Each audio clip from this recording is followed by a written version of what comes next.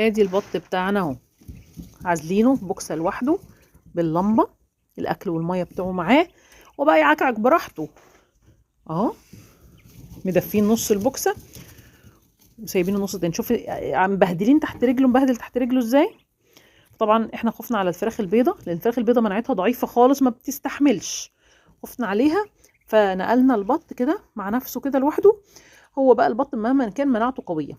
دول بط مسكوفي، دول 9 بطات، كانوا 10 مات منهم واحده الحمد لله اول يوم ما جبناهم. وهم 9 بطات، بسم الله ما شاء الله لا قوه الا بالله، زي الفل. فصلناهم بقى كده لوحدهم، هيفضلوا هنا بقى 10 ايام ولا حاجه كمان في البوكسه دي لحد لما تبقى ضيقه عليهم. بعد كده هننقلهم مكان تاني. اللي هو طول ما انت بتربي وعندك كميه حاجات بتربيها، فطول الوقت بتنقلي من مكان لمكان.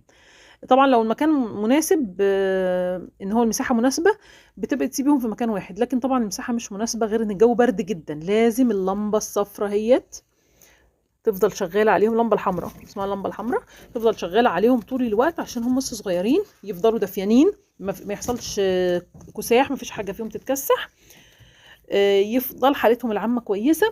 طبعا خلطات ووصفات زيهم زي الفراخ البيضه بالظبط. كل البط والفراخ اللي عندي بستعملهم كل الوصفات والخلطات كلها. في مشروب او خلطه هنعملها للفراخ وللبط عشان ترفع من جهاز المناعه بتاعتهم وتقوي الجهاز التنفسي بتاعتهم. انا هعملها لهم، وهو القرنفل. القرنفل رهيب للجهاز التنفسي، مش للبط والفراخ بس، للبشر عموما، للناس، لاي كائن حي. تجيبي شويه القرنفل اللي هو اعواد القرنفل او بيسموه مسمار، وتنقعيه من بالليل الصبح، وتاخدي ربع كوبايه ميه على السقايه.